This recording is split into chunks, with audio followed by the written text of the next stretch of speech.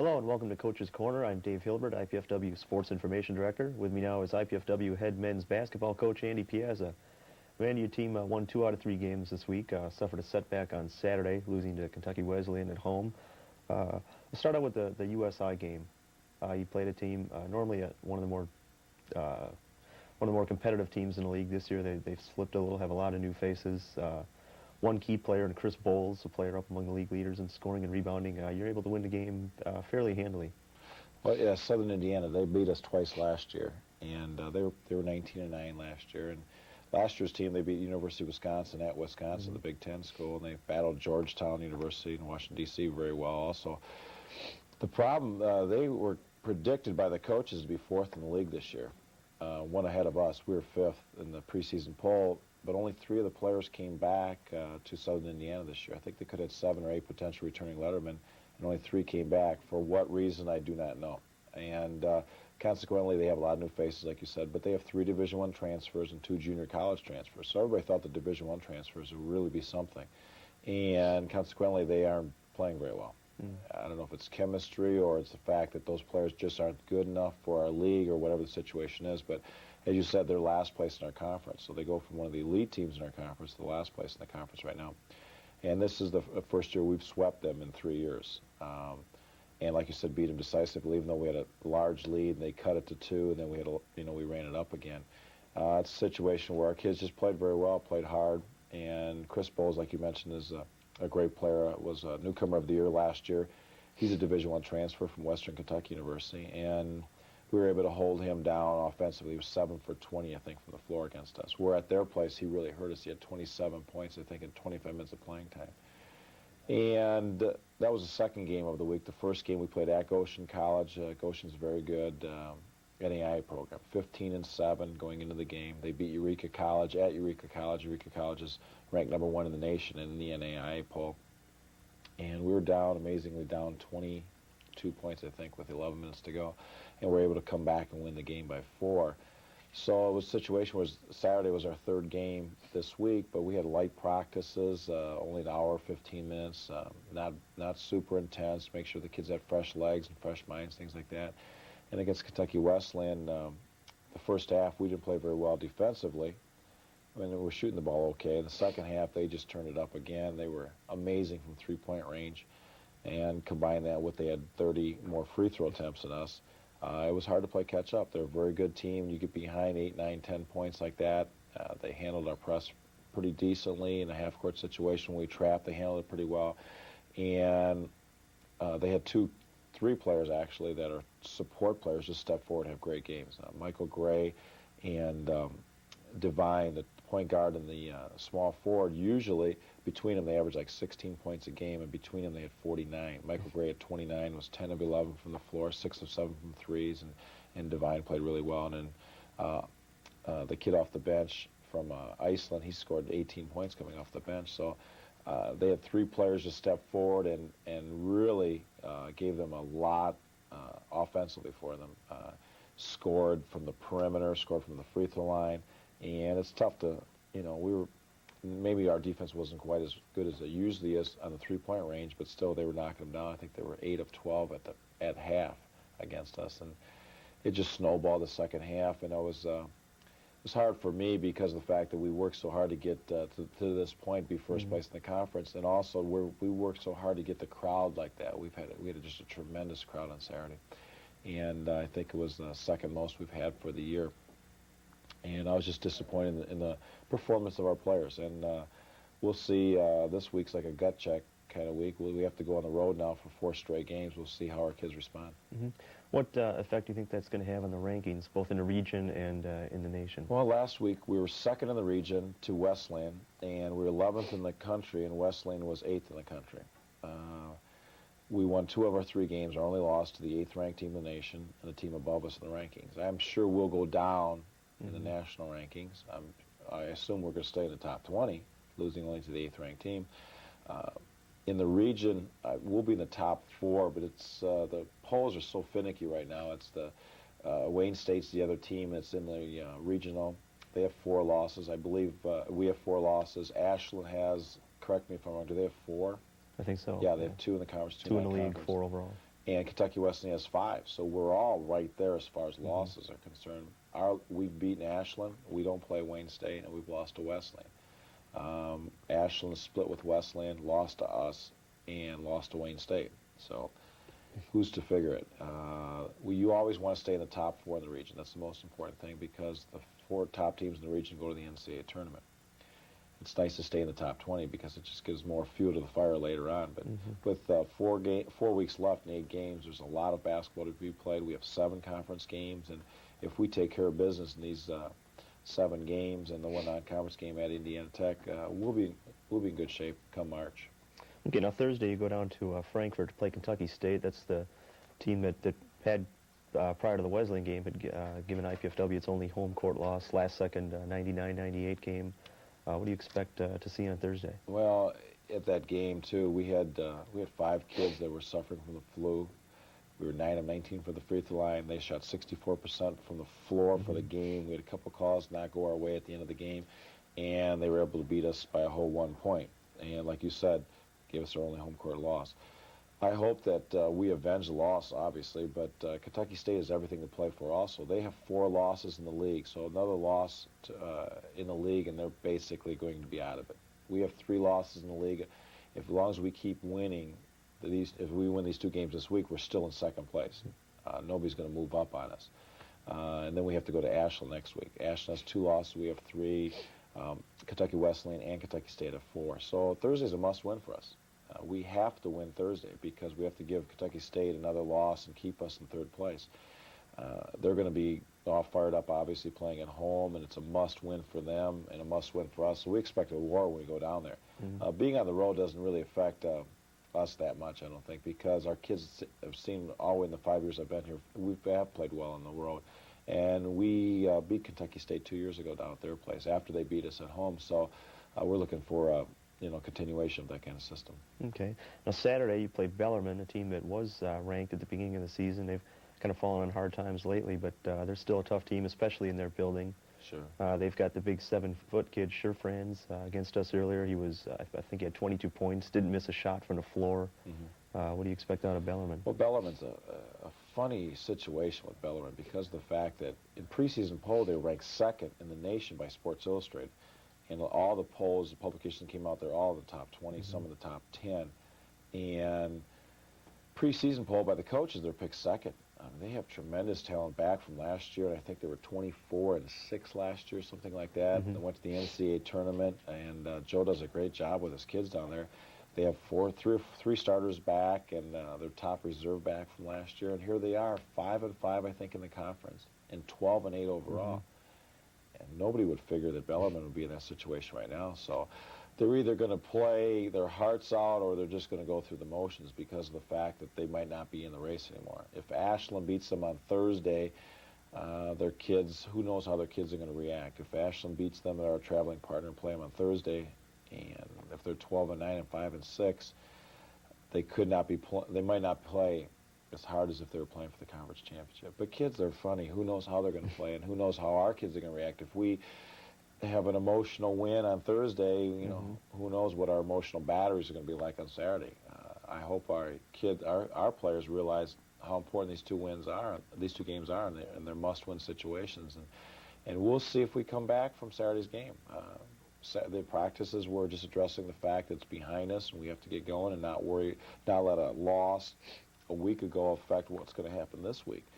And of our 4 losses, we lost to 1 team twice, and the other 2 at the buzzer by 1 point. So being 16-4 and 8-3 in the league right now, we've never been in a situation where we're 2nd place in the conference, top 20 in the nation, and 16-4 going into the last 4 weeks of the season. So we're still in pretty good shape right now. Okay. One new face we've been seeing more of lately has been Lan Bullard. As a sophomore, sat out the last couple of years. We're going to get a look at Lan pretty soon, but here he is. This is Saturday night against Wesleyan. And his last 3 games, he's had, I think, 28 points in 28 minutes. What are the reasons for him, his he played very well against lately? University of Indianapolis. He's one of those kids that's been a little bit inconsistent for us defensively.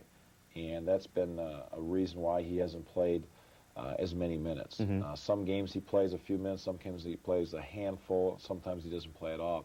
Depends how he's playing that week in practice in the situation. He's been caught up in the numbers game. We have four, we play two wings at a time, point guard and two wing perimeter people, and the four people we've been playing there are seniors. Mm-hmm. So he's been playing behind them, and again, like you said, he's a sophomore, and he's learning. The good thing about Land is he's got a good attitude. In practice, he never mopes or pouts if he doesn't play in a game. He comes to practice, he works hard, he listens, we work with him every day, and all of a sudden he's giving us a spark. He's coming in defensive rebounding, he's taking good shots. Against Southern Indiana, he had a dunk off 2 feet outside the lane, jumping in the lane. And so we've been very pleased with his efforts, and he's going to make mistakes, but everybody's going to make mistakes. Mm-hmm. We're just happy that he's kept his enthusiasm and is coming in and contributing, especially now. It's a nice time for a sophomore to step forward and get some minutes now. If he can give us 5 or 10 minutes a game in the last 8 games and do the things he did this past week, we'll be very happy with that. What are some of the strengths of his game, both offensively and defensively? Well, he's a very good athlete. He's quick. He jumps very well. He's got a pretty good touch. He's understanding a good shot and a bad shot. Sitting out 2 years really hurts you in a while because it takes a long time to get back to the team concept. It's easy to go and play pickup basketball for 2 years and stay physically in shape for 2 years, but the habits that you can form by not being in organized basketball for 2 years could be a detriment. And I'm not saying it was with Lance. It's just taking him a while to get back to the system that he played in 2 years ago for us here. Mm-hmm. Okay, Andy, I'd like to wish the team good luck again this week. A couple of tough road games coming up. And we'll be back in a minute with IPFW women's basketball coach Eileen Kleinfelder.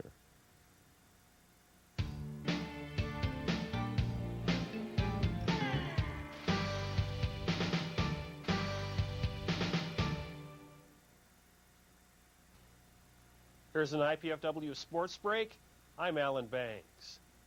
This weekend wasn't a very nice one for Andy Piazza's IPFW men's basketball team. On Saturday, a loss dropped them to second in Great Lakes Valley Conference standings. The Dons lost 107-91 against conference rival Kentucky Wesleyan at the Multipurpose Center. This weekend's loss places the Mastodons 1 game behind first place Ashland. Earlier in the week, the Dons came away with a pair of wins. On Tuesday, Eric Vaughn set a school record with 9 3-pointers in a surprisingly close 102-98 win over Goshen College. On Thursday, Sean Gibson scored 27 points to lead the Dons past Southern Indiana University, 97-78. This week, the Mastodons hit the road to take on GLVC foes Kentucky State on Thursday and Bellarmine on Saturday. The Lady Dons didn't fare much better when they took on Kentucky Wesleyan Saturday. Despite this last-second effort by IPFW's Tina Manier, Kentucky Wesleyan still pulled the game out 69-68. Earlier in the week, IPFW blew out Southern Indiana by the score of 92-64. Lisa Miller led all scorers with 32 points in that contest. The Lady Dons travel with the men's team to Kentucky State and Bellarmine this week. The 5th-ranked IPFW men's volleyball team find themselves headed to the sunny West Coast to take on the nation's best in the ASICS Grand Prix tournament in San Diego this weekend. 7 other top 20 schools are competing in the tournament, including number 1 Long Beach State University. Arnie Ball's Volley Dons currently sport a record of 6-2, the best start in the program's 12-year history. This has been an IPFW Sports Break. I'm Alan Bangs. Now back to the show.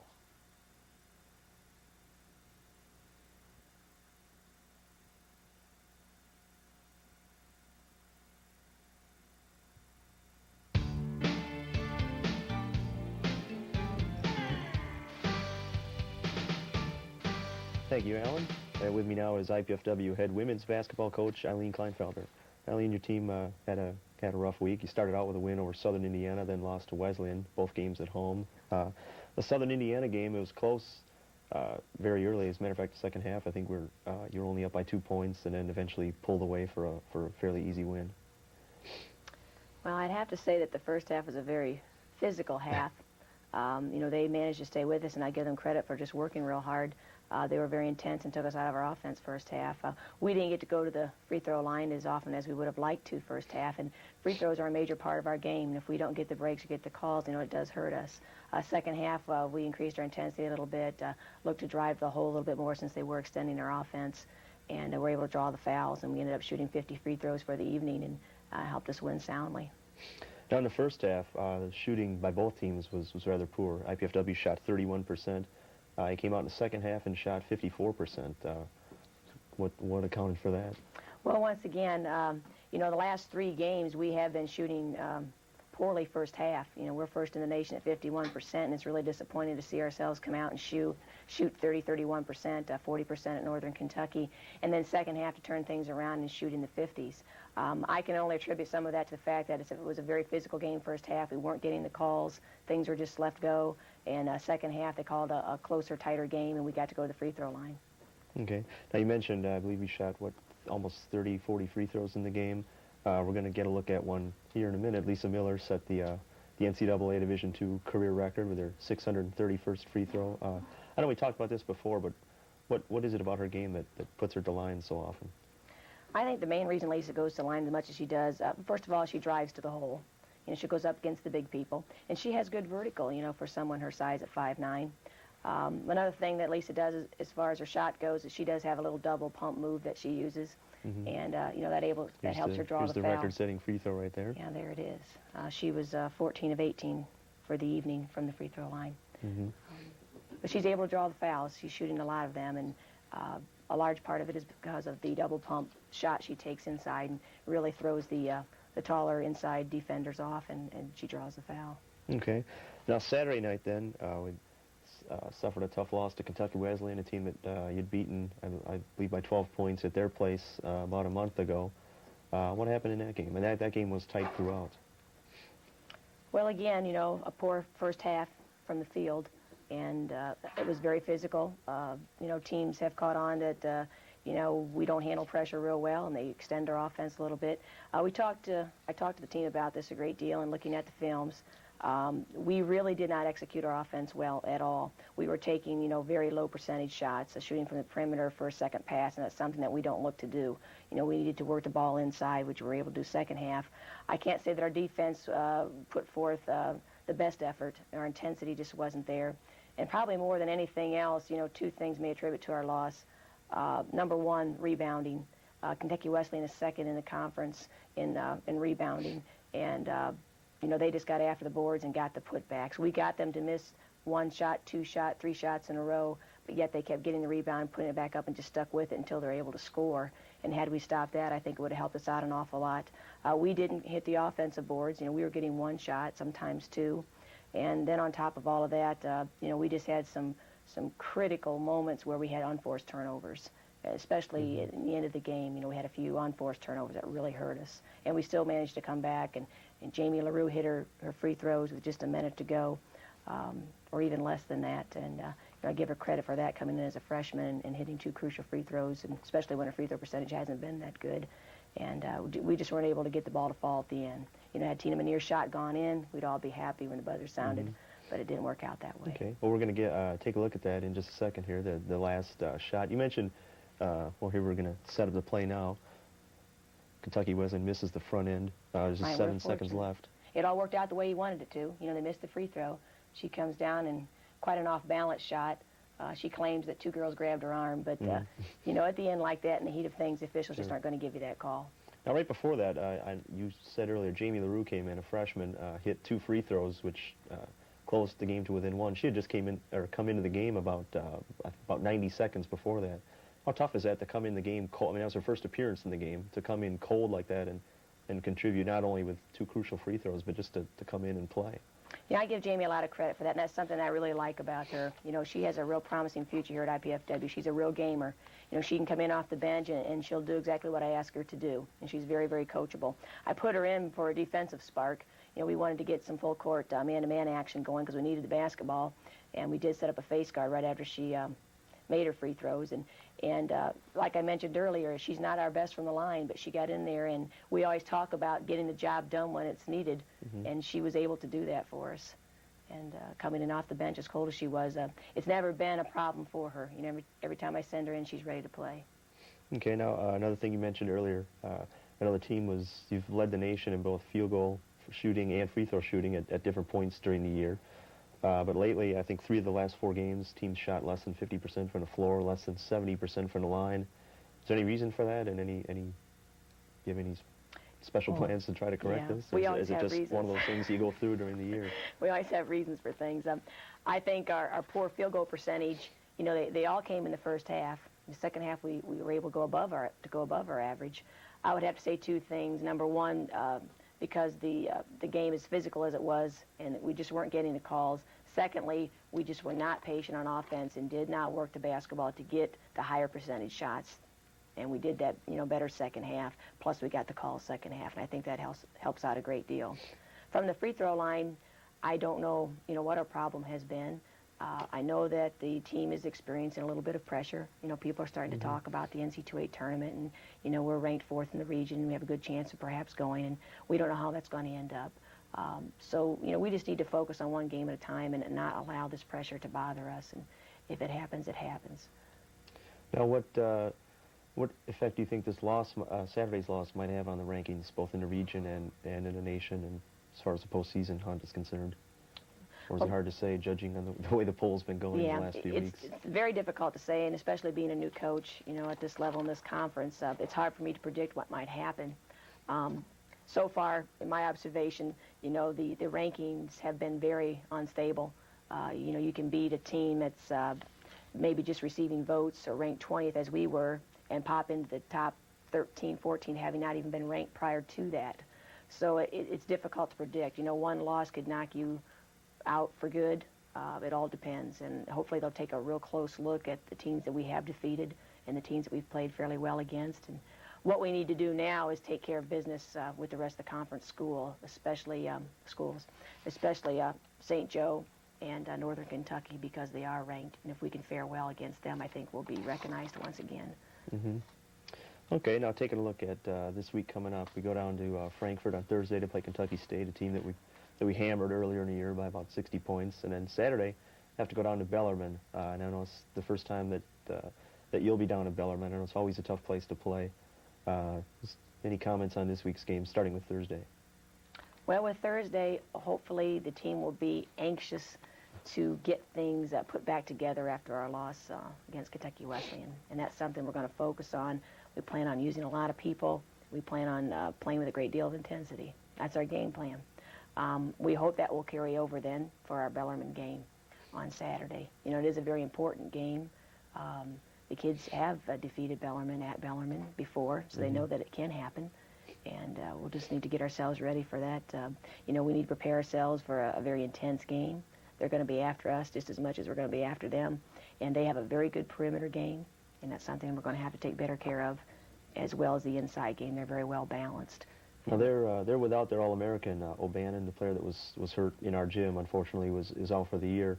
What impact does that have on their team? Obviously, it's a great player out of the lineup, but as far as their offense and their defense is concerned. Well, it's taken a great deal out of their offense. However, they have 2 girls that can come in, and they do a real good job with their post-isolation. You know, they spread the offense out, and they do it very well because of the fact that they have 2 great perimeter shooters, one that leads the conference in three-point shooting, a freshman by the name of Bronner. And, you know, you've got to respect that, and that opens up the inside for them. And like I said, they work real well with their post players, and they have 2 people that have come in and filled the shoes that needed to be filled with the loss of O'Bannon. Okay. What are some of the keys, would you say, to your success on the road? In the team 6-3 overall, 2 of those losses came very early in the year. You're 3-1 in league games on the road. What do you think are some of the keys, not only to your team, for your team this year, but just in general, as far as keys to winning on the road? Well, that's kind of hard to say. I don't know at all. In Northern Kentucky, we had very few fans there as far as the women's games goes, and we didn't feel like maybe we had that support. Maybe felt a little lonely out there. I don't know. That's a hard question to answer. we talk about the schools that we're going to visit, and sometimes the kids have comments about that's a hard gym to play in.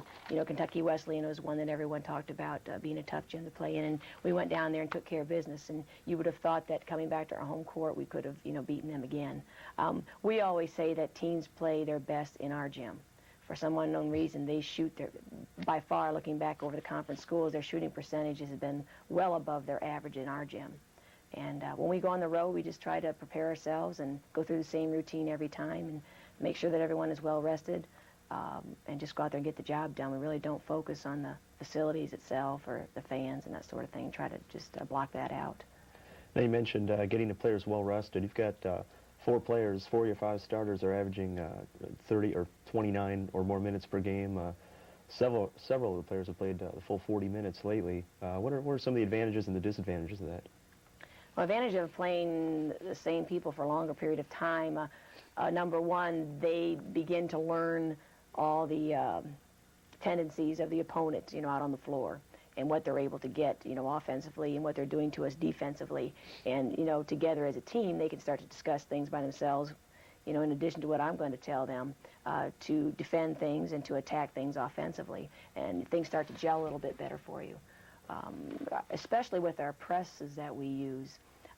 You know, our starting 5 practices the press quite a bit together, and they learn each other's tendencies as well, and they know when they can count on someone being in a certain spot at a certain time and when they can cheat off a little bit and maybe shoot the gap and get the steal.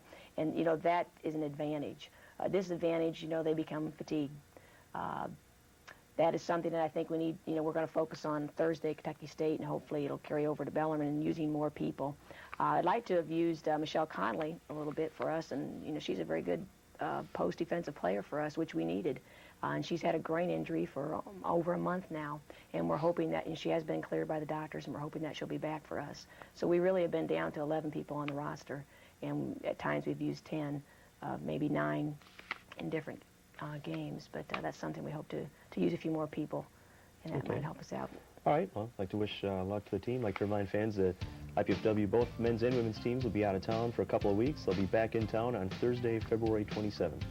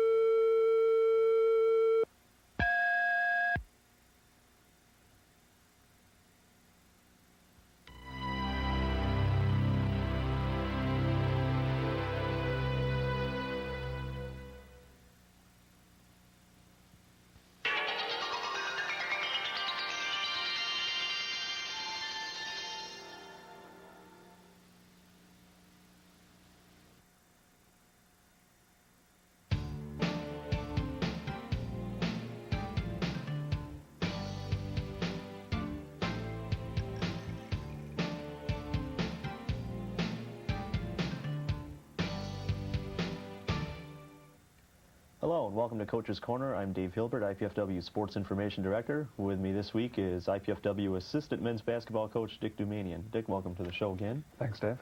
I'd like to start out talking a little bit about last week's games. You had a big win over Kentucky State, a team that beat IPFW in Fort Wayne a couple of weeks ago, a team that was ranked high in the region, in the conference. You guys went down there with, I think, an 8 to 9 point win. Right. What happened in that ball game? It was a a nice win for us, as you said. We changed our style a little bit for the game. Kentucky State's very athletic, and they like to play run and gun. And so we didn't press as much as we normally do. We didn't press for all 40 minutes like we normally do. And seemed to slow them down a little bit. We'd throw it on every once in a while. We did a lot of straight half-court defense, a little trapping half-court, and that seemed to throw them off a little bit. We played really well, hit the big baskets when we had to. Sean Gibson had a really good game. Dwayne Shears, who's been playing really well for us, had another good game. Eric Vaughn came off the bench and hit some big baskets. So is there good anything, effort. Anything Kentucky State did the first game that they didn't do the second game, or that something they did that you were able to stop?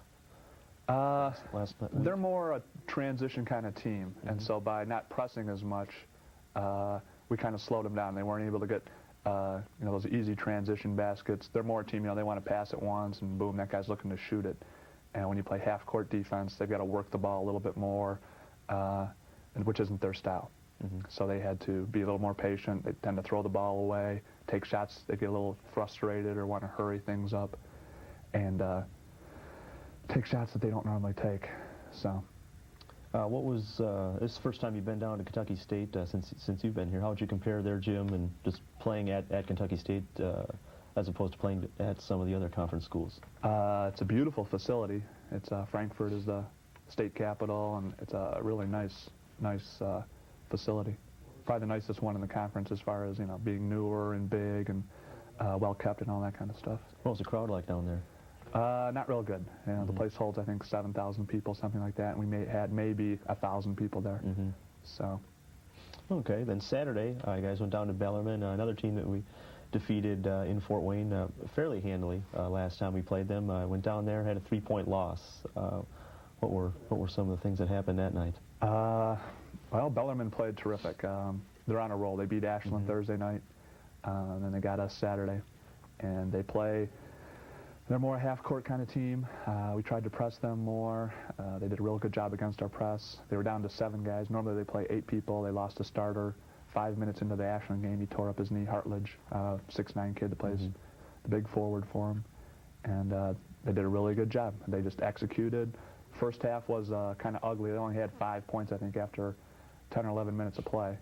But then they came on strong in the second half. Everybody contributed. They picked up their defense a little bit.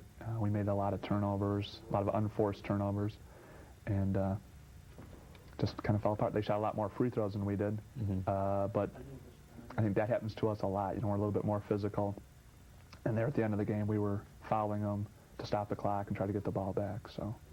Now, you mentioned the free throws. I know that's something that's happened in a lot of games, and a lot of times you look at the box score and see the other team shooting 30 or 40 free throws, and we're shooting 15, and people say, hey, what's going on here? But I think it's you alluded to the fact that with your style of play that's going to happen.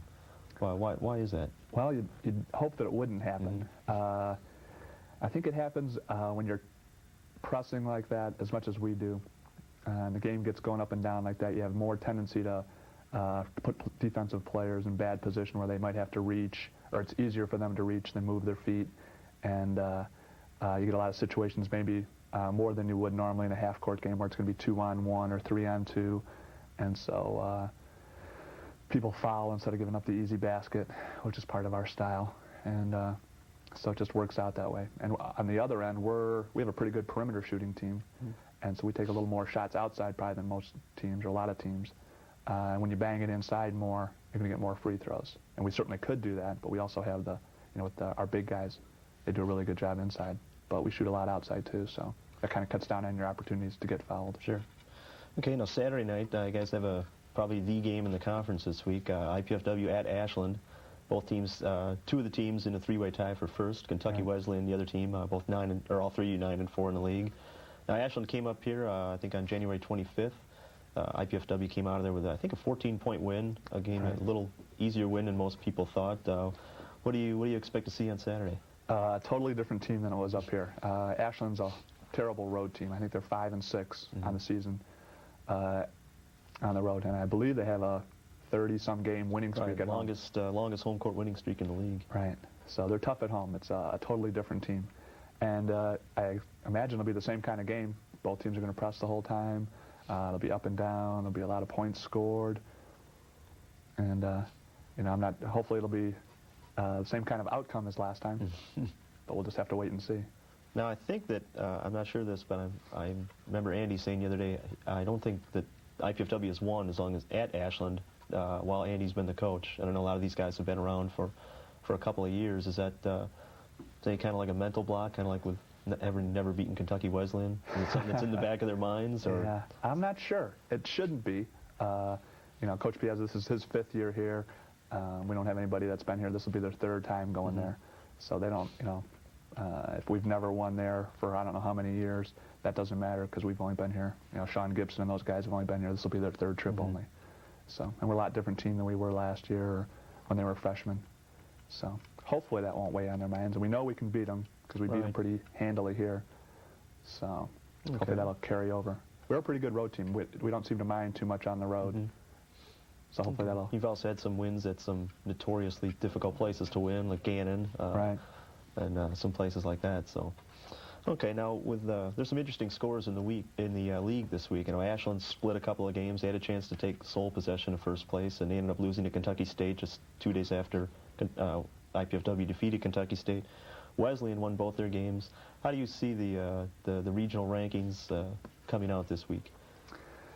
That's a good question. I think Wesleyan's probably going to be #1 in the region. They have been for a while here, and I'm sure they'll stay there. I don't see why they wouldn't, especially now that they're tied for first place in the conference. Right. After that, it's going to be a toss-up. I'd imagine Wayne State from Michigan, they're first place in the conference up there, and they'll be right there somewhere. They have a real good overall record and a couple games in first, I believe, in their conference. And then it'll probably be us and Ashland, seeing that we've been in the rankings and we're still tied for first, even though we lost. After that, I don't know. Bellarmine had a great week. I don't know if that's going to be good enough to get them in the regional rankings. I'm sure they'll get some votes. Anybody else, I can't really see anybody else moving in from our conference other than Bellarmine maybe. So I think it'll probably be the same 4 teams.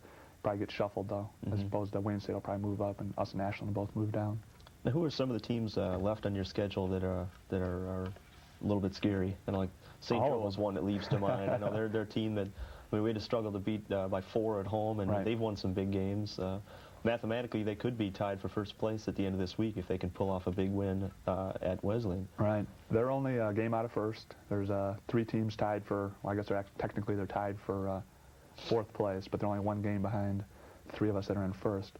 That could end up being a very, very big game. They have Kentucky Wesleyan tonight, or I'm sorry, tomorrow night, Thursday night, and that'll be a big game in the conference too. And if St. Joe wins a couple of these games, they're going to be right there, and that will be a big game. I believe that's March 5th. That Thursday we play St. Joe. That'll be a big one for us. Northern Kentucky's only 2 games back.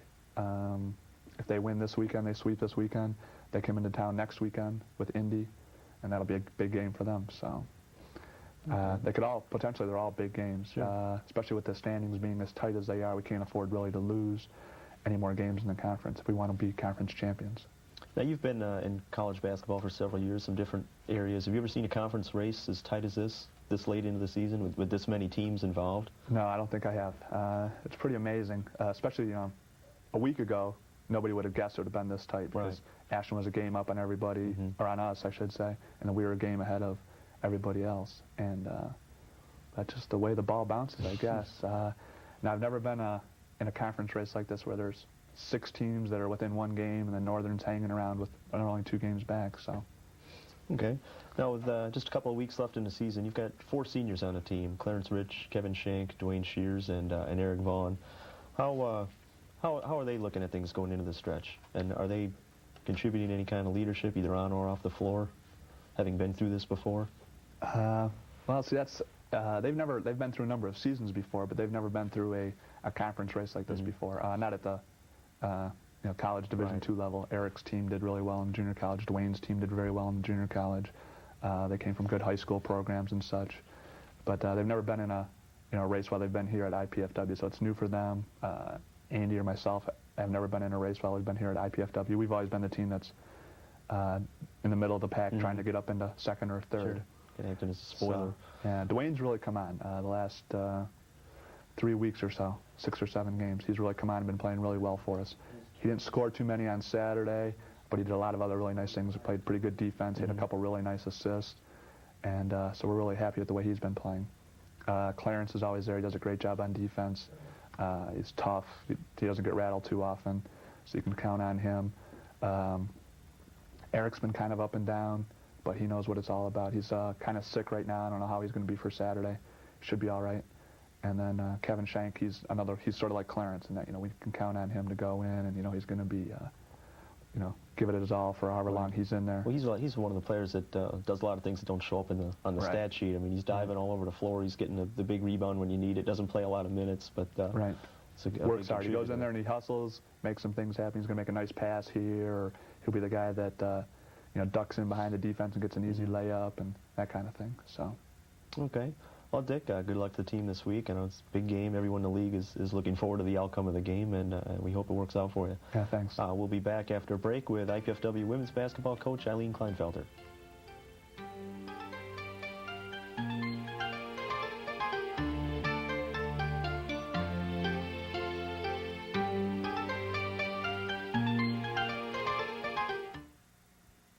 Here's a Channel 6 Sports Minute. I'm Alan Bangs. Despite splitting their 2 games last week, the IPFW men's basketball team stayed on pace with Kentucky Wesleyan and Ashland at the top of the Great Lakes Valley Conference. With a conference record of 9-4, the Dons are tied for first in their race for a conference championship. In a win at Kentucky State last Thursday, junior Sean Gibson became IPFW's all-time rebounding leader. Gibson heads into this week with 622 boards. Jim Moreland held the previous mark with 606. The Mastodons rounded out last week with a loss Saturday at Bellarmine College. IPFW has a big game on Saturday. They'll be traveling to Ashland University, a team they currently share first place with. The women's basketball team also split their games last week. With a conference record of 9-4, they are currently in a tie for 4th place in the GLVC. Thursday, the Lady Dons travel to Hillsdale College. Saturday, they'll head to Ashland. The 8th-ranked IPFW Volley Dons are at home this weekend to open up the Midwest Intercollegiate Volleyball Association season. On Friday, Wisconsin-Milwaukee comes into town. Action gets underway at 7:30 p.m. Another big match on Saturday. This time it's MIVA rival Ohio State. That match also gets underway at 7:30 p.m. There is another opportunity to catch the Volley Dons at the Multipurpose Center on Sunday. This time Buffalo comes in for an exhibition match. That match will start at 3 p.m. Last weekend, the Volley Dons traveled to California and participated in the ASICS Grand Prix tournament. They recorded wins over UC Santa Barbara, Loyola Marymount, and Hawaii. They dropped matches to host San Diego State and number 1 ranked Long Beach State. The 10-5 Volley Dons are probably relieved to return home. They've played 12 of their first 15 matches on the road. In those 3 matches they have played at home, they have a record of 3-0. For Channel 6 Sports, I'm Alan Bangs.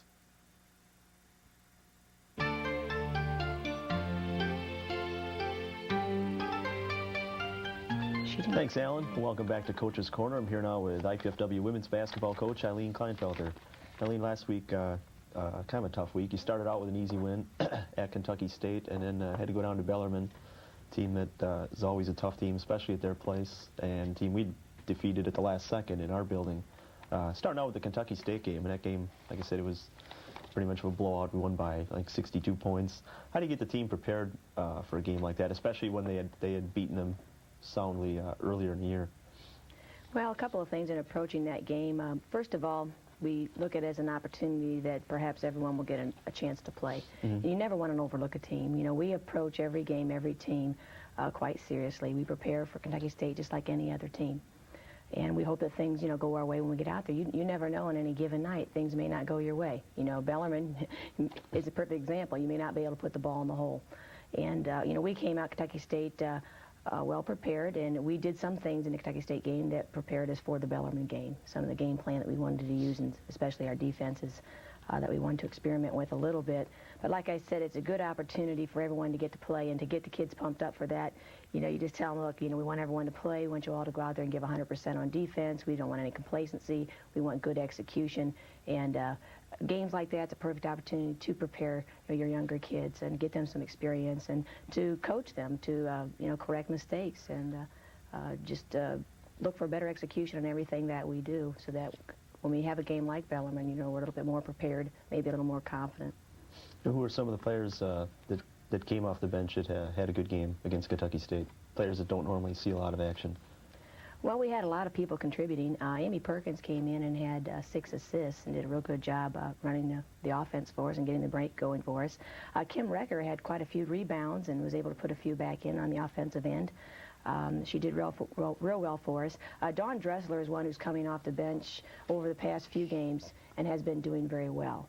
She's shooting 4 or 5 in the Kentucky State game, shooting real well from the line, and more important than anything else, she's getting the rebounds for us. She's getting the backside rebound on both ends of the court, and that's something that I really stress and look for. And she's a real heady player. You know, she'll get after it on defense, and we generally assign her position to their better outside shooter, and she's done a good job with that also. Now, she's been playing, like you said, quite a bit more minutes last few games. Do you expect that to continue, to have her see even more playing time? At this point, that's part of my plan. You know, Dawn has been proving herself over the last few games, and I do look for her to get more minutes on the court because she is helping us out a great deal in a lot of areas. Okay, then Saturday night, guys had to go down to Bellarmine. I know, like I said, always a difficult place to play. What happened in that game that, or how would you compare that game to the first time we played them in our place? First of all, I'd have to say our shooting percentage. When you shoot the ball 21 more times than your opponent, you'd expect it perhaps to be a closer ball game and perhaps even to win it by 10 or 15. We got excellent shots. We got some high percentage shots in the paint. You know, 21 more attempts than they did, but we just could not get the ball to fall in the hole. We shot an unbelievable 36% from the field, and we're averaging 51%. And, you know, it's hard to, how do you coach that? You call a timeout and you say, you know, keep taking the good shots and let's just hope that they fall. You know, it was very physical. A lot of our shots were short. They were getting a piece of our shot, or we were getting the foul and it wasn't being called, and that hurt us a great deal. Another thing, too, from the free throw line, and that is something that, you know, there really is no excuse for, because you're at the line by yourself, no defense on you, and we shot very poorly from the free throw line, and that really is one of our strengths also. So if you look at our 2 strengths, you know, we're the best shooting team in the conference, field goal percentage and free throw percentage, yet that night we couldn't get either one to go for us. You know, and Bellarmine had an exceptional game, shooting 50% from the field. I know you talked about your strengths before. I know one of the areas you've always looked to improve this year is offensive rebounding. And against Bellarmine, you had 23 offensive rebounds, which is that's an unbelievable total for a team that crashes the offensive boards. But for a team that had been struggling a little bit, that was obviously a season high. What happened there? Well, that was, you know, we were really fired up to win this game. And that was something that we really stressed at practice, that we need to do a better job of getting on the offensive boards. We watched the film from last game with them, and even though we won, we realized that we were only getting 1 shot many times. And too often, they were getting the second and third shot, and we still won. So we thought, well, if we can go out there and take away, you know, their second or third shot, and if we can get more shots, you know, we're going to win the basketball game. We got out there and crashed the offensive boards like we never have before, and we were getting second and third and fourth shots in the paint. They weren't falling, but we weren't getting the foul called either, and that was kind of disappointing for us, but that's the way the ball game went. Okay, now this Saturday, well, you have a non-conference game Thursday against Hillsdale, and then Saturday, back in GLVC action against Ashland. That's another team that we played earlier in the year and won. It was a difficult ball game, but ended up winning fairly handily. What do you look for Saturday? I look for a very aggressive basketball game. In this conference, it's becoming more and more physical. You really have to focus on taking care of the basketball. It's difficult at times to run your offense because the pressure is so great. I really hope that we can get out and pressure them quite a bit, and even some full court and half court presses. The bottom line is we have to run our offense better. We need better execution. We need to force our opponent to, you know, play a little defense a little longer, you know, draw a few fouls and look for some better shots. They're a well-balanced team. 2 or 3 of their players are ranked in the top 10 in the conference in block shots. So they have a good, strong inside game, some good height. Some kids are going to post up hard on you, and they also have some good outside shooters. So, you know, they're well-balanced, and on their home court, you know, the conference game, they're going to be fired up to play us. Now, how do you think the results from this weekend, not just our scores, but some of the other scores in the league, affect the conference race and possibly the postseason hunt? Well, it's really interesting at this point because there is so much parity. You have St. Joseph's, who's above everyone else. with just the one loss.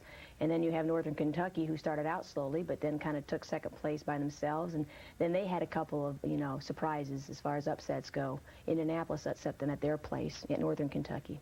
And then just this past weekend, Kentucky Wesleyan upsets Northern Kentucky, which was a surprise to everyone. And we lost to Kentucky Wesleyan, so they're kind of sneaking up into the picture. And then Bellarmine, we split with them, and then it seems that Northern Kentucky and Wesleyan are splitting with them also. So we're all right in there, right in second, third, fourth, and fifth spot. And it's going to be interesting to see at the end, how we all end up. Now, what about Bellarmine as a team that, after they lost to IPFW, their All-American got hurt. O'Bannon, this player was All-American last year. She got hurt, and a lot of people kind of wrote them off. They lost to us, and I think they lost 2 of their next 3 games, and all of a sudden were 7-3. They had been unbeaten. Now they're 19-3, and but they still, I know they, at least last week, they were not in the top 5 in the region. Does that have anything to do with their schedule, or people just forgotten about them? Well, I have to give them a lot of credit for their conference play. Pre-conference, they did not have a very difficult schedule. But, now we're in conference play. They're just doing a very good job with what they have. And they're very well balanced. They have 2 people who can shoot the three-pointer from the outside. So you've got to extend your defense a little bit and get some pressure on them. And then they have 2 or 3 post players who just work real well together and do a great job of, pinning for the lobs and driving to the hole and hitting the boards. And they're a very physical basketball team, extremely physical. And Charlie Just does a good job with them. And even though they don't have, O'Bannon, they've really pulled together. Sometimes an injury like that with, one of your better players can, unite the team even stronger. And you set even higher goals for yourself. You're kind of out to prove something, and they've handled it very well. Okay. Now, getting away from IPFW basketball for a while, I know women's basketball has seen a big growth in popularity lately. I don't know, our crowds have increased. Crowds around the country have increased. The national media exposure has increased. The women's finals are televised. A lot of the ESPN and some of the regional cable networks are showing women's games now. Why do you think that is? Well, I just think there's a greater interest overall, over the years, and women's basketball hasn't been around as far as organized basketball as it has been for the men, and we're becoming more and more talented. Over the years, the athletes are being coached by more competent coaches. People are taking a greater interest. We have more organizations now, like the AAU. It allows us to get involved in some very high-level competition during the summer. And the colleges, the high schools, are really making a commitment financially to the programs. And with all of that combined, the sport can't help but become better. And when it becomes better, it's more exciting to watch, and more people come out in the stands. And also, parents are getting more involved now. They're just as proud as their daughter out there as they are their son on the court.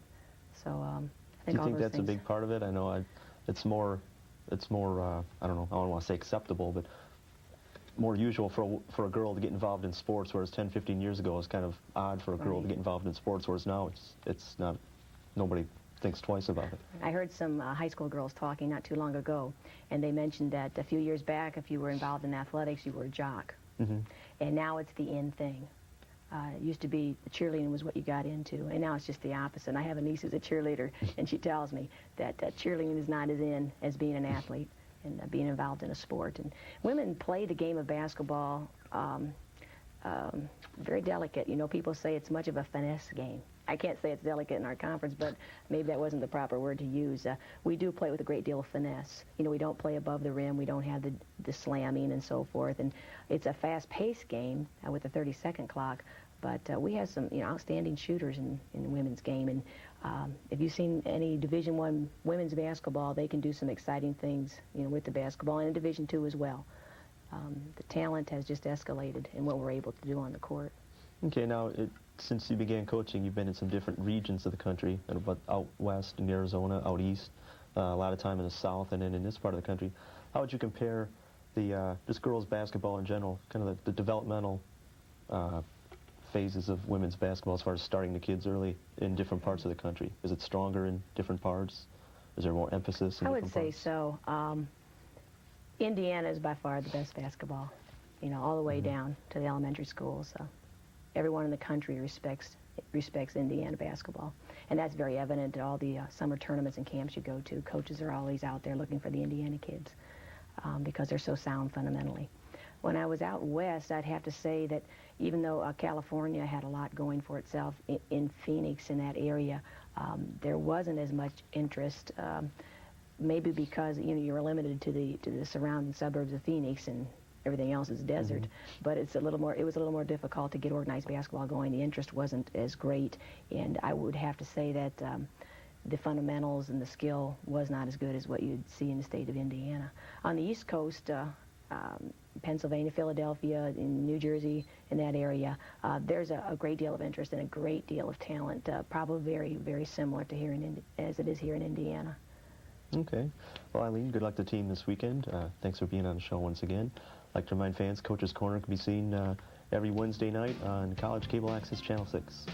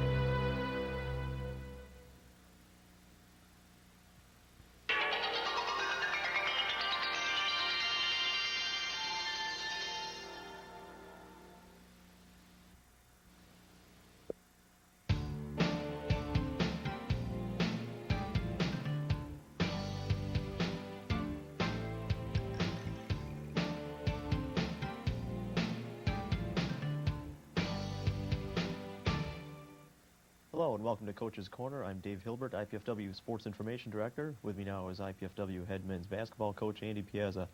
Randy, the team had a rough week last week. Started out with a non-conference win over Indiana Tech, then went to Ashland on Saturday, lost a tough one, a battle for first place in the league, 122 to 93. What happened in that game?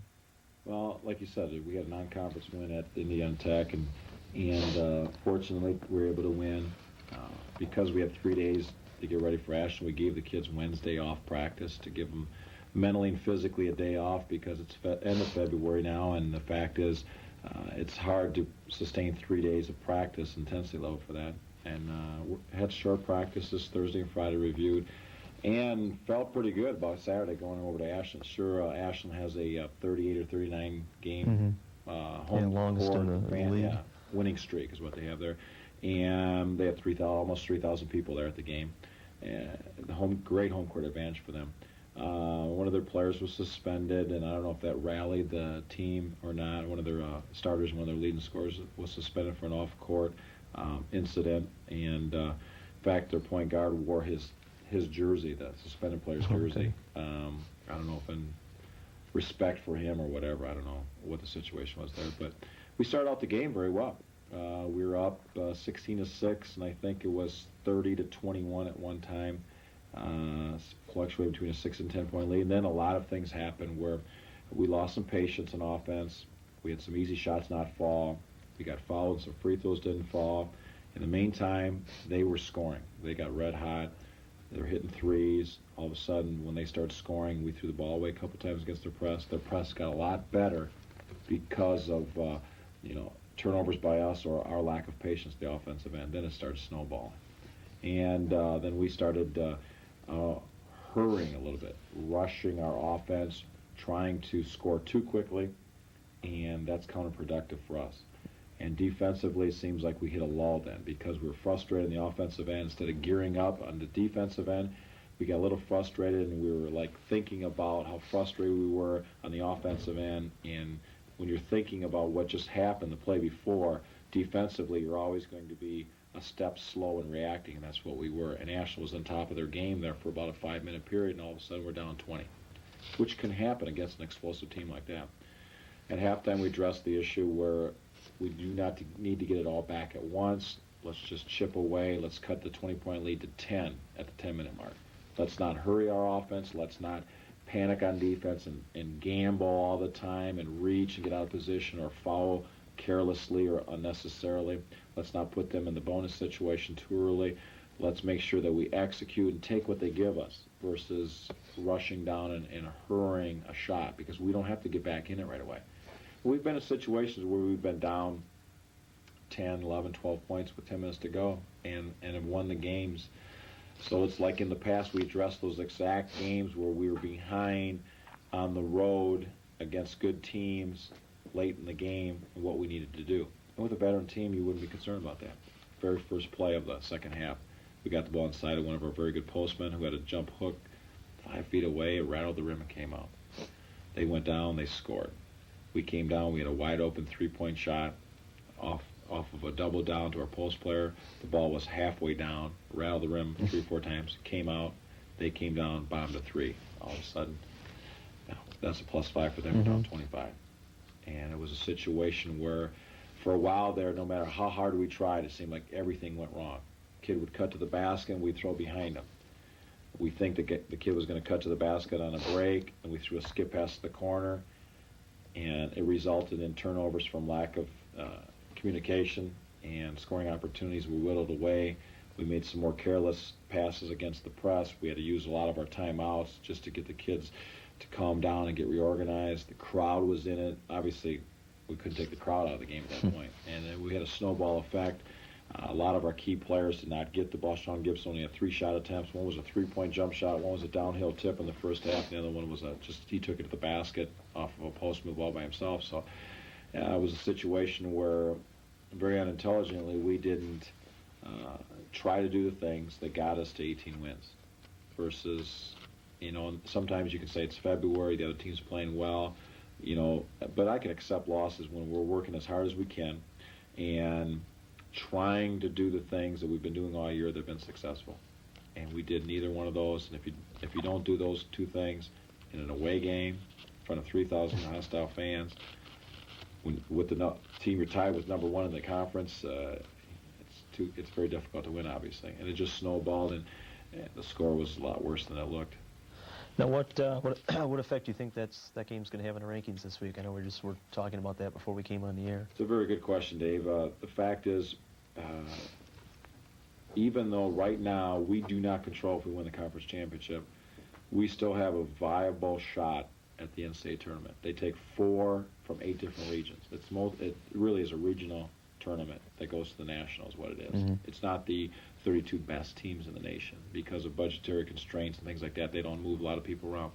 Michigan's going to get the automatic bid out of their tournament. Right now, Wayne State is leading the conference up there by a game, and they have 2 on the road this week. Grand Valley has 2 on the road. They played last night. I don't even know how they did last night. They have 2 on the road, and they're second place in the conference. Ironically, in that league up there, Wayne State and Detroit have 5 losses or 6 in their first place. Overall, they have that. Grand Valley has 8 losses. The rest of the league has 11 or more losses. And then you come to ours, and Wesleyan has 5 in the conference. We have 5. St. Joe has 5, and Ashland has 4. So the last 4 games are obviously critical. The nice thing is St. Joe's goes to Kentucky State and Bellarmine, 2 tough games in a row. We get to go to St. Joe and Lewis the last week of the year next week with Ashland as a traveling partner. So we have this Thursday Indianapolis and Northern Kentucky. Obviously, we have to take them one game at a time, but right now we're looking at the nice thing is, we were awful Saturday when it comes right down to it. Now we get to play the last place team of the conference at home, and we've already beaten by, I think, 30 points at their place. You couldn't ask for a better break from the schedule the way it turns out right now, as far as to get some team continuity together, get some confidence going again, to straighten out anything we can, to get our mindset back, to work on any problems that we have right now. It's not like we have Kentucky Wesleyan coming in here Thursday, or we're going to Kentucky Wesleyan. So the schedule is, the one break we have right now is we have 2 home games this week, and we're playing the last place team first. So, and Northern Kentucky gets to go to Ashland Thursday, so hopefully that'll wear them out before they come here Saturday. So obviously every game is a must-win for us. Mm-hmm. And then we have to rely on other things happening. We need Wayne State to win their postseason conference tournament up there in Michigan next week, because if they don't and they get an at-large bid, then their automatic winner is going to get a bid also. Right. Our winner is going to get an automatic bid, and then there's only going to be one at-large out of our league if that happens. There's a lot of combinations. There's a lot of basketball to be played a lot yet. Everybody has 3 or 4 games, and plus the Michigan Conference has their postseason tournament. So there's so many variables right now. All of a sudden, it's the point where we can't control our total destiny. We can only control what happens these next 4 games. And if we're 22-6 and things work out the right way, maybe a 4-game winning streak and having that many wins, that'd be a school record for most wins. We'll get in the tournament then. What do you think about the postseason tournament in the conference? I know you mentioned the GLIAC, the conference in Michigan. Their conference champion is determined by the tournament, whereas in our league we're similar to the Big Ten, and just the regular season champion gets the automatic bid. And there's very few people, conferences in the United States, which do not have a postseason tournament. I think in Division I, the Pac-10 canceled theirs last year. Mm-hmm. Big Ten hasn't had one. There's only 3 or 4 in the United States. I think the Ivy League is the only other one. Ivy League, right, doesn't have that. Michigan, I like the way they do it. They have 9 teams in the conference. Next year they'll have 10, because Northwood gets put back in the conference next year. But they have 9. Only the top 4 get in, which is a nice way of doing it, because the regular season means something. Mm-hmm. Then the top 4 get in. They all go to they play one less game. They all play 27, and they have to leave the last weekend open, the Friday and Saturday open. And what they do is, it's nice because they all 4 teams will be at the regular season conference champion site. For example, Wayne State wins it. Say Oakland, Grand Valley, Saginaw Valley are 2nd, 3rd, and 4th. They all go to Wayne State on Friday, and they just duke it out. First place 4th, second place 3rd, 2 winners play Saturday. So it's an actual tournament atmosphere. I think it's good because it gives the 4th place team a fighting chance. They've worked hard all year. A couple injuries didn't go their way. A couple bad breaks, a couple free throws, a couple bad calls. They're 2 games out, 3 games out, like us, for example. If we're 1 game out of the first, or 2 games out of first, or St. Joe who's coming on, if they end up 4th, it'd be great, a team like that, to get in the tournament. Sure, you have the disadvantage of playing at your opponent's site, but you earn that right to. Right, they earned that by winning the league. So it means something.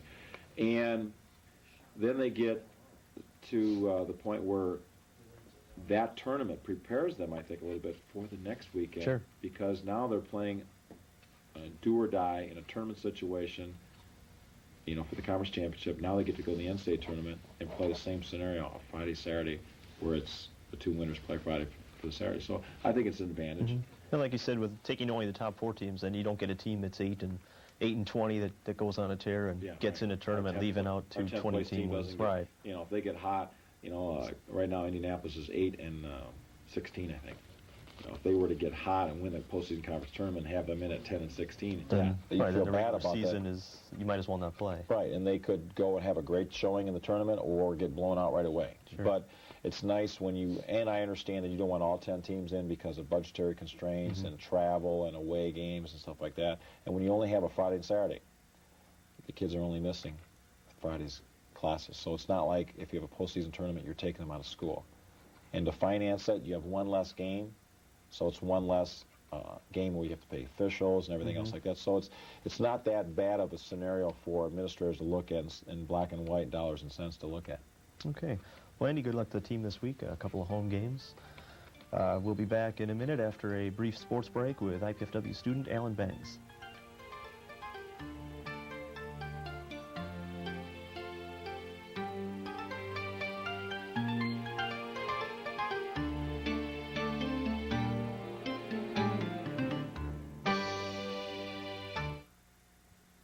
Here's a Channel 6 Sports Minute. I'm Alan Bangs. The men's volleyball team opened the Midwest Intercollegiate Volleyball Association season last week with a pair of home victories. On Friday night, the Volleydons rallied from a first-game loss to defeat Wisconsin-Milwaukee 14-16, 15-5, 15-8, and 15-6. Junior Raul Papaleo led the Volleydons with 16 kills. Sophomore Norman Almodovar added 15 kills. Saturday, the Dons had a look at Ohio State University. Papaleo and Almodovar again led the Dons with 15 kills apiece in a 15-9, 15-11, 15-12 IPFW win. Sophomore Loy Ball surpassed the 1,000 assist mark for the season in Saturday's match against Ohio State. He has averaged 15.4 assists per game through 65 games this season. This Saturday, IPFW will again see Wisconsin-Milwaukee, although this week they'll have to travel to Milwaukee for the match. Despite last weekend's 122-93 loss to Ashland University, the IPFW men's basketball team remains on pace to record its most successful Great Lakes Valley Conference campaign ever. In 7 years of competition in the GLVC, they have never finished any higher than third and have never won more than 10 conference games. Currently, Andy Piazza's Mastodons are tied for third place, and they have 9 victories with 4 games left to play. This week's basketball schedule sees both the IPFW men and Coach Eileen Kleinfelter's 18-6 Lady Dons at the Multipurpose Center Thursday against Indianapolis and at home on Saturday against Northern Kentucky. The women start at 6 p.m. each night, with the men getting underway at 8. For Channel 6 Sports, I'm Alan Bangs. Now back to the show.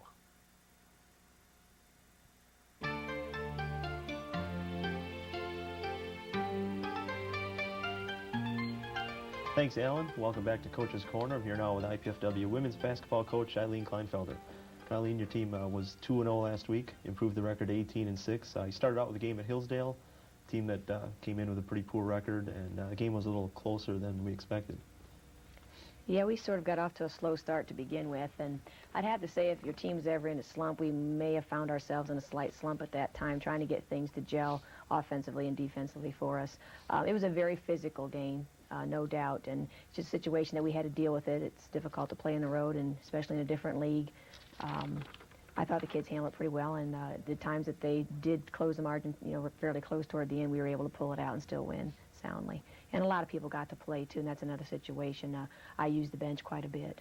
Now, did you get a chance to either see Hillsdale or know much about them before the game? Not really a great deal. I had a few films on them, and I spoke with a few people, a few coaches as far as scouting reports go, and was able to retrieve some information about them. But having never seen them live myself and having not played them since last year, and me not being here, of course, really we're going into the game probably not as well prepared as we would be for a conference game. Now, you've had quite a few games like that this year where you played teams that are from out of the league, some of them not even Division II teams that you don't get a chance to see or know much about. Does that affect your pregame preparation at all? Do you prepare differently for different teams, or do you pretty much just prepare your own We prepare style? the same way every time, and I'd have to say with our non-conference games, other than Hillsdale, I was able to get quite a bit of information through a film exchange especially, and between my assistant and myself, we were able to get out and watch them different times throughout the season. Okay. Now, Saturday you went to Ashland, a team that you'd beaten rather soundly here, and won fairly easily again. What were some of the keys to that game? Well, the team's feeling is that they felt they played their best basketball against Ashland as far as playing together as a team. Our intensity was very good defensively. I thought we did a real good job there. Offensively is probably one of our better nights in running our offense, and things just seemed to gel together. Everyone felt really confident. And again, a number of people got to play and contribute. Pam Edwards had an incredible night on the boards with, I believe, 18 rebounds. And Lisa did real well for us. Tina Manier was able to come in and shoot 3 of 4 from three-point range, which helped us out a great deal. Unfortunately, she was injured in the first half and had very limited play second half. They feel she had a mild concussion. So Jamie LaRue, our freshman, had to come in and handle the pressure real well at point and was able to score 5 points for us and get a couple steals. So I was very, very pleased with the team effort, and it was a really good feeling after the game that we felt we really kind of brought ourselves out of that slump that maybe we were experiencing at Hillsdale. So is Tina going to be back in the lineup this week, do you think? We're hoping that she will be. She was not able to practice yesterday. In addition to her concussion, she had a blow to the back of the neck as well, and she has a very stiff, sprained neck, and we're not sure she'll be practicing today or not, but we hope that she'll be back for us Thursday and Saturday. Now, I understand Pam Edwards had kind of a rough time Saturday. Said there's some players came in off the bench and pounded on her. How did she react to that? She handled that very well. During a timeout, she made comment to me that a few of the players were sent in just to beat her up. And, that happens quite frequently, unfortunately, but Pam handled it very, very well and did not let it affect her game. She still continued to attack both offensively and defensively for us. And as I mentioned, had a great night rebounding, ended up with 25 points. And she did have an injury first half as well. She and Tina Manier banged heads, and she had quite a knot on her head, but was able to finish the game for us, play almost the entire second half. But as far as people beating her up and being physical, she handled it extremely well and was able to play well. Okay. Now this week you've got Indianapolis coming in Northern Kentucky. Now Indianapolis is a team, I believe, have 15 wins. They were ranked in the region earlier in the year. What do you expect to see on Thursday? Well, anything can happen on any given night. We feel very good about our play, at Indianapolis a few weeks ago. They're the type team that has been said to be sort of a roller coaster team. They may play real well one night and the other night maybe not show up.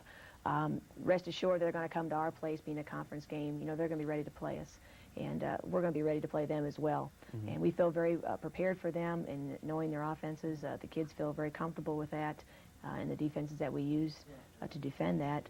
Northern Kentucky, a strong team once again, one that we were not able to defeat down at their place, and we're hoping that the home court advantage, and because it is winding down in the conference, we're going to be fired up to play, and I think the kids are feeling very optimistic about the things that could happen in the outcome for this coming week. Now, what were some of the factors in that loss to Northern Kentucky that you might try to overcome this time? Well, I would say, first of all, they were very physical, extremely physical, and I believe we really let them take us out of our game offensively. We were very impatient, had a lot of turnovers. Things started to go real well for us first half, and then we just kind of fell apart second half. I think fatigue was a factor, too. I didn't use as much bench as maybe I should have, and we were quite fatigued at the end. We just kind of fell apart, and the loss of 13 points was certainly not indicative of the entire game. They didn't start to pull away until the end, and then we fouled with just a few seconds to go, and they put 2 more free throws in. And so it really was much more of a game than what the score indicates. Now, how do you think this game might affect the regional rankings, the conference race, if you were to win? Well, I definitely think it would be in our favor if we can take care of Indianapolis and then defeat someone like Northern Kentucky, who's ranked in the top 20. And then, of course, our last 2 games with Lewis, we have to take care of business, and St. Joe being ranked 6th in the nation. If we can come out with victories over those stronger schools, I definitely think that we would be considered, perhaps, for an NCAA tournament bid. Were you surprised in the regional poll this week that we hadn't moved back up into the top 6 or 7? Not surprised, based on the instability that has been occurring over the last few months with the polls. It really just is a matter of who beat who last. We beat Kentucky Wesleyan. They beat us. We pretty much split with everyone except for Northern Kentucky and St. Joe when it comes to those listed in the region. So I think it's just a matter of waiting to the end, see who beats who, and hopefully we'll end up on top. Now, I asked Andy earlier about the postseason tournament, and when the GLIAC, the top 4 teams go to a postseason tournament, and that champion is the team that receives the automatic bid. What do you think about the conference tournament? Do you like it? Do you dislike it? Having a conference as far as tournament? having that tournament determine the automatic champion or the automatic bid. Oh, sometimes it can be to your favor if you're not the team that's leading the conference in regular season play, regular conference play. It can be to your advantage. I think tournaments were designed for those teams who maybe weren't able to fare too well during conference play, and it gives them a chance. Maybe a Cinderella team, could submerge and perhaps win the title and then have an opportunity to go to the NCAA tournament. I'd rather see as we have it without the tournament, just go with round robin throughout the conference and see who ends up with the best record. If they were to have a tournament, would you like to see just maybe like the top 4 teams, or would you like to see the top 8 or all the teams? Well, I guess I'd have to think about that more clearly if the time did arise. But I was with the OVC last year, and we took just the top 5 teams.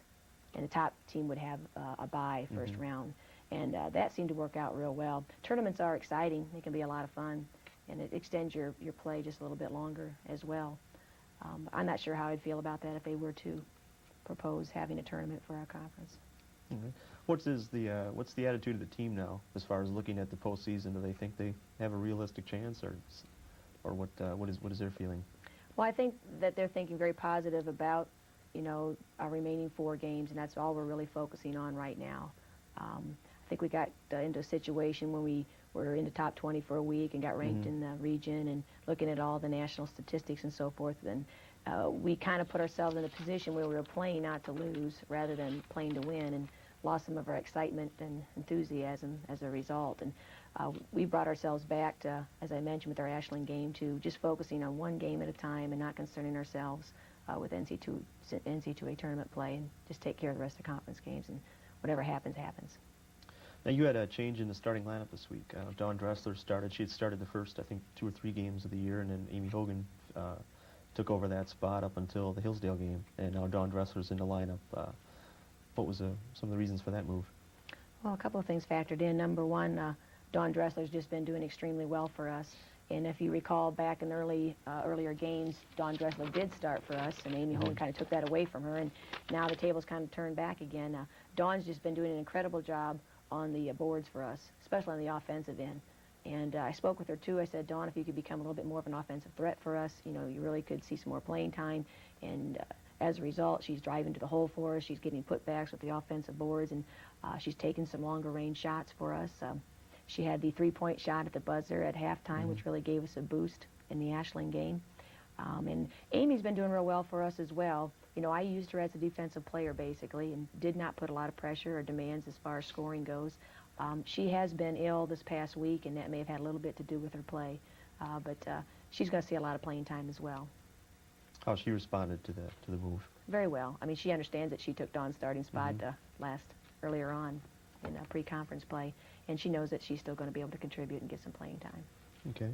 Now, you've got 4 players on the team averaging close to 30 minutes a game, and they've been averaging that pretty much all season. Do you think that's are the players fatigued in any way? I've been real pleased with our endurance over the last month and a half. Probably since the Northern Kentucky game, as I mentioned, the fatigue may have been a factor there. But our travel has been such that we're really not, wearing ourselves out too much. Maybe a little lighter in the classroom as far as academic load. We have shortened our practices a little bit now that we're winding down. We've stopped lifting weights. So I think all of that factors in as far as having a little bit more rest going into the game. And I haven't really noticed fatigue, even though maybe I'm not playing as many people. What's it going to mean to be back at home? You played your last 4 games in a row, haven't been at home had a home game for about 2 weeks. Well, we all love to play at home. Certainly helps us out not having to travel and so forth. And we play, I think very well on our court, but unfortunately I just have this feeling that a lot of our opponents seem to shoot very well on our floor. It's been a pattern that a lot of teams coming in are maybe averaging 40% from the field, and they'll have a 57% night, against us on our floor. So it may have something to do with our baskets and the play that the Rims have, or they just get fired up to play us. Our gym is exciting. We have, a lot of fans and pep band, and it's just a fun place to play. Okay. Well, I'd like to wish the team good luck this week. I'd like to remind everyone, IPFW men's and women's teams will close out the home portion of their schedule this week. The women and the men will play Indianapolis on Thursday night and Northern Kentucky on Saturday night. Both games can be seen on Channel 6.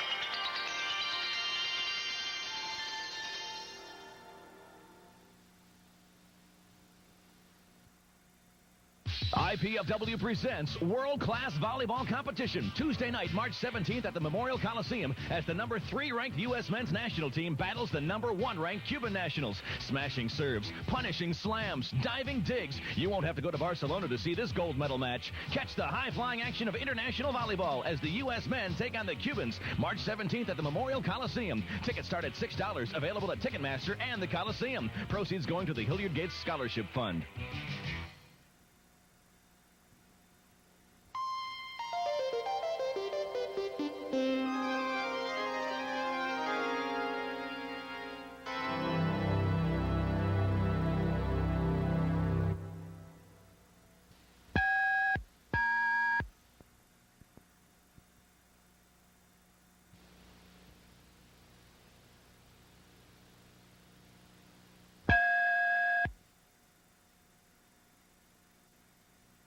IPFW presents World-Class Volleyball Competition, Tuesday night, March 17th at the Memorial Coliseum as the number 3 ranked U.S. men's national team battles the number 1 ranked Cuban nationals. Smashing serves, punishing slams, diving digs. You won't have to go to Barcelona to see this gold medal match. Catch the high-flying action of international volleyball as the U.S. men take on the Cubans, March 17th at the Memorial Coliseum. Tickets start at $6, available at Ticketmaster and the Coliseum. Proceeds going to the Hilliard Gates Scholarship Fund.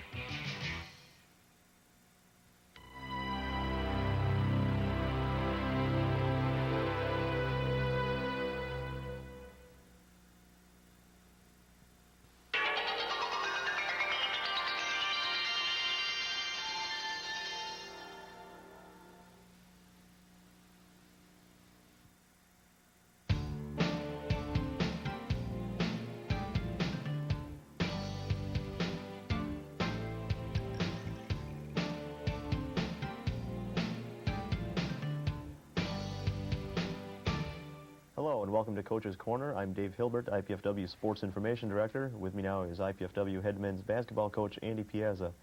Andy, the team had a couple more wins this week. You put yourself in real good shape to get a postseason bid. Let's start out with Thursday's game against Indy. Dwayne Shears, obviously, the star of that game, 31 points, had 10 three-pointers, tied the GOVC record, only missed 1 shot. What do you have for breakfast Thursday? I don't know. We want to figure out what he had for lunch and pregame meal and everything else. It was funny, after the game, somebody asked him about his shooting that night, and our assistant coach, Dick Dumania, said, well, I worked with him a little bit before practice on Wednesday on his shooting technique, and everybody laughing after the game. But, yeah, he was 10 for 11 from the floor, 10 for 11 from threes, never attempted a two-pointer, and 1 for 2 from the free throw line. The amazing thing is making 10 three-pointers in a game, set a school record, and tied a GLVC record. But more amazing is being 10 for 11 from threes. You could be 10 of 18, right, 10 of 20, whatever like that. But to be 10 of 11, and everybody says it's, a lot of people think that the three-point line is too close, and it's an easy shot, but it's not that easy of a shot when you're on the run. It's still 19-9 away. It's not like shooting a layup. But it's a credit to the other players on the court realizing that he had the hot hand, especially our guards, our point guards. We ran some specials for Dwayne when we knew he had the hot hand. Some of our out-of-bounds plays when he's the inbounder, we run for him when he's like that. Also, from the bench, we can call, different series also. We have a three-point special where a lot of times Andre Walton would just dribble enter to his side, to Dwayne's side, and then he'd run a baseline cut. We run a double stagger pick and throw the skip pass over the top to Dwayne, and he was wide open. See, the thing is, Indianapolis runs a matchup zone, and when you flatten out the baseline people and overload and then throw opposite, they have a lot of times trouble adjusting. Especially our post players do a great job of backpicking and sealing off that help side defender in the lane. So Dwayne was getting wide open shots. Well, then again, he's got to make them. I was going to ask you that earlier. I mean, it seemed like just about every shot he took, he was wide open. There's nobody in his face. And I was wondering, it's a credit to Dwayne in the fact that he doesn't force very many shots, and he works pretty hard to get open. And you have to give credit to his teammates out there on the court because of the fact that they set very good screens. And our point guards are very good now at getting the ball to open people out of our set offense. They've played 26 games together now, so they know our system, they know each other. And then again, he's got to knock them down. So it was just one of those career nights when he was in that zone. And if I had known he'd tied the GLVC record, if our sports information director would have came down to the bench and told me that, I would have put him back in to try to let him set the record because he played 28 minutes, and he could have played more. But in a game like that, when you're up that many points and we play so many people, you want to give everybody some quality minutes, 6, 7, 8 quality minutes of playing time, so they feel part of the win, so they get game experience, everything else. So I guess somewhat we sacrifice him setting a new school record by getting other people into the flow of the game. Sure. Then you came back Saturday with another win over Northern Kentucky, a team you beat by, I believe, only 6 points at their place. A team that's played, I think, 6 overtime games. They beat Kentucky Wesleyan, always a tough team. You came in pretty high, but had a pretty easy time. Northern Kentucky swept us last year, first time ever, and since I've been here, that's happened. And Northern Kentucky on Thursday only lost at Ashland 89-85. So obviously, we were concerned about that game a lot because they have athletes, they have shooters, they have a great player in David Marshall. Greg Felia had 30-some points at Ashland. They have 2 or 3 guards they bring in off the bench. They're very good role players. And Svoboda, the big kid inside, is always trouble for us. And at their place, we were down 10 with 9 minutes to go and had to rally like crazy just to get ahead in that game. But amazingly, our defense is what turned it for us there. They did not get very many easy shots, and when they did, they only got 1. We defensive rebound very well, ran the break awfully well. It seems like they were getting more tired at the end. I don't know if we have fresher legs because we play more kids, or because our practices with the last month of the season, since February 1st, we've cut down to hour and a half, hour and 15-minute practices, just to try to keep fresh legs, taking 1 day off a week, sometimes 2 days off a week. Yesterday in practice, we only went for an hour, just to have fresh legs and fresh minds come Thursday and Saturday, and it seems to pay off a lot of times on Saturday because we're not as drained from Thursday night's game. But I was surprised. It was actually 74-57 at one time, a 27-point lead, and there was like almost 10 minutes to go in the game. The game was basically over with. Yet as a coach, you're always worried. They cut it to 17-point lead, but it just stayed at that the whole time. And we had a lot of people get a lot of minutes, and like Sean Gibson was 2 of 7 from the floor, I think, and 2 of 8 from the free throw line. Didn't shoot very well. And Dwayne Shears only had 10 points, and we still, as a team, scored 100. But just to show you the value of like a Sean Gibson in that game, he had 17 rebounds. Eric came off the bench and scored 17 points and had some nice passes to people. And everybody just played hard and played well. And it was a nice way for the seniors to end their home regular season career. I say regular season in that for one of the 4 teams in the postseason tournament. We have Arnie Ball, our athletic director, has put in to bid for that if we're one of the 4 teams in the Great Lakes region in the NCAA tournament. That doesn't guarantee we're going to get it, but we've put in a bid for it, and if we get it, we'll have 2 more home games come the 13th and 14th of March. But it was nice to have a large crowd like that. We almost had 1,000 people, and it was on TV again, and high school night and everything like that. So it was great to have end the home campaign in 11-2 record also. Okay, now this week you're going to end the season on the road, going to Lewis, a team we pretty much hammered earlier in the year, tied the school scoring record against them, 117 points. And then Saturday you go to St. Joe, a team that's been on a rampage lately. They started out kind of middle of the pack, were I believe 13-7, 12-7. Now they're 19-7, moved up to 5th or 6th in the region. Kind of scary game Saturday night. First of all, Thursday's game, Lewis is 8th or 9th in the conference, but they play very, very hard. Their man-to-man defense is very good. They pressure the ball very well. They have a lot of very good athletes. They haven't really put it together offensively. They don't shoot very well. And in this league, if you don't shoot very well, you can do all the other things as well as you're capable of or better than other teams, and you're not going to win a lot of games. They have won their handful of games, but they're always very competitive. And the thing you have to remember about Lewis, they beat Kentucky Wesleyan at Kentucky Wesleyan, 71-70. So with that in mind, if you take anybody light, you're going to lose. If you don't play hard all the time, you're going to lose. But we beat Lewis at Lewis last year. We beat them by 36 points at home, but that was a situation where we were on a roll, and they just didn't play very well. I don't think we're 36 points better than Lewis. But so obviously the nice thing is Thursday, the kids can't look past Thursday because of the fact that we need every win to get in the tournament. And then we turn around, we drive back from Lewis. We're in school Friday. We turn around and go to Rensselaer, Indiana on Saturday. So it's going to be interesting to see. Ashland plays at St. Joe on Thursday. If Ashland wins, I don't think anybody's going to catch them. I think they'll beat Lewis on Saturday and win the conference championship. If they lose to St. Joe, then St. Joe, Wesleyan, Ashland, and ourselves are all tied for first. And so it comes down to we have to beat St. Joe on Saturday. We've beaten them. My first year we lost at home to them, and we've beaten them ever since. So I don't know what our winning streak is against them, but eight games times in a row. Mm-hmm. And we swept them the last 2 or 3 years. And so it's a situation now where St. Joe has a lot of momentum. They've won 6 games straight. And all of a sudden, there's a lot of pressure on them. They won 2 games in the road last week. Now they have must wins at home. Mm-hmm. I mean, and sometimes at home with your crowd and everything else, and the 2 top teams coming in puts so much pressure on you that you don't play as well. I'm not sure if that's the case that's going to happen, but and then Saturday when we play, it's going to be senior night. They're going to be sky high emotionally, and if they beat Ashland Thursday, they're just going to think they can take on the world. So we have to,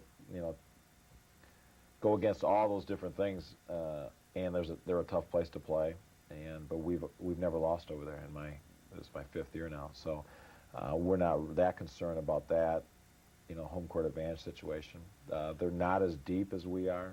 They play a lot of kids, but the kids coming off the bench are more role players than anything else. And we just have to play intelligently. And if we do that, I have total confidence in our kids this week. And they know what's at stake.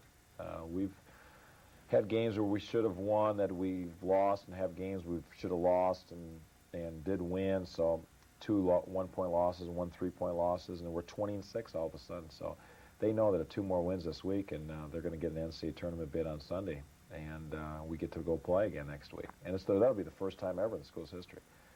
21 wins is the school record for most wins, so we can break that this week.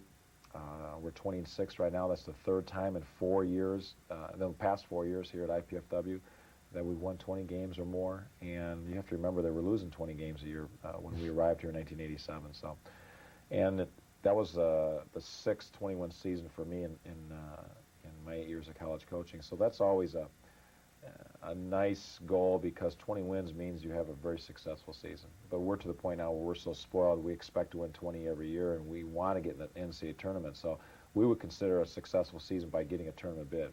And we're going to do something when we get there. Now, where does that stand right now? I know we're 4th in the region, which was a huge leap this week. To get, generally, the top 4 teams will go, and last week we were 5th. Now we're 4th. We've been in the top 4, I think, most of the season, and we were tied for 5th a couple weeks, and we dropped out last week to 5th, and now we're back to 4th. Wayne State's number 1, and they're 21-6. They lead the Michigan Conference, the GLIAC up there, and they host the GLIAC postseason conference tournament, which are the top 4 teams. So that's an advantage to them. We need them to win it, just to make sure nobody else slips in, because that's the automatic bid. Kentucky Wesleyan's number 2, Ashland's number 3, we're number 4. Grand Valley's number 5 at 18-9, and St. Joe is number 6 at 19-7. See, St. Joe has 1 more loss than Ashland and Kentucky Wesleyan and ourselves, so they can't afford another loss. If they have another loss, they're going to be out of it. So it's a situation where we need to win both games.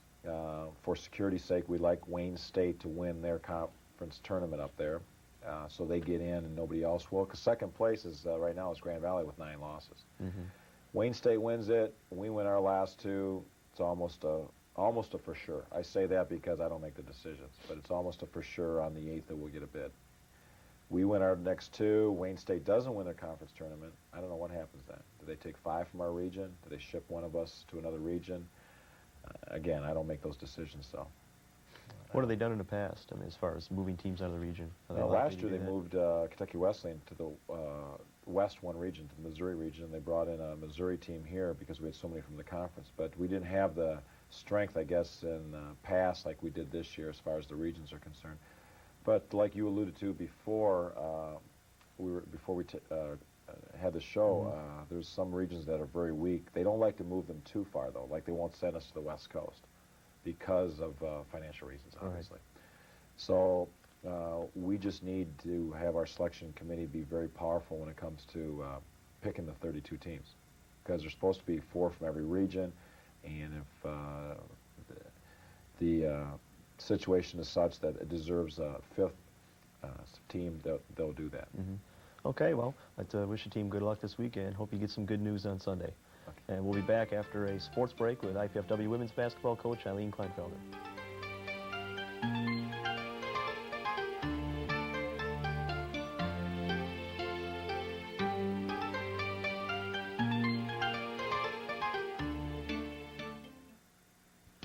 IPFW presents world-class volleyball competition Tuesday night, March 17th at the Memorial Coliseum as the number 3 ranked U.S. men's national team battles the number 1 ranked Cuban nationals. Smashing serves, punishing slams, diving digs. You won't have to go to Barcelona to see this gold medal match. Catch the high-flying action of international volleyball as the U.S. men take on the Cubans March 17th at the Memorial Coliseum. Tickets start at $6, available at Ticketmaster and the Coliseum. Proceeds going to the Hilliard Gates Scholarship Fund. Here's a Channel 6 Sports Minute. I'm Alan Banks. The IPFW Volleydons haven't made any special plans to head for Daytona Beach or any other part of Florida for spring break. They'll all be together for a big California trip where they'll have matches with 4 top 20 opponents, including number 5 USC. Next week, the 8th-ranked 14-5 Volleydons also have matches against Loyola Marymount, UC Irvine, and UC Santa Barbara. The IPFW men's basketball team improved its postseason hopes with a pair of conference wins last Thursday. Last Thursday, the Dons defeated the University of Indianapolis 117-85. On Saturday, IPFW beat Northern Kentucky University 100-83. In order to have a good chance at postseason play, the Dons first have to beat Lewis on Thursday and then get a win at Kentucky Wesleyan on Saturday. The Dons are currently tied for second in the Great Lakes Valley Conference with Kentucky Wesleyan. Should first-place Ashland U lose and IPFW win both of their games, the Mastodons would find themselves in a first-place tie. Although Ashland defeated IPFW twice this season, a strong finish would make the Dons hard to ignore by the tournament committee.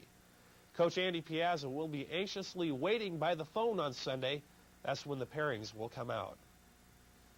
The Lady Dons basketball team find themselves in much the same predicament.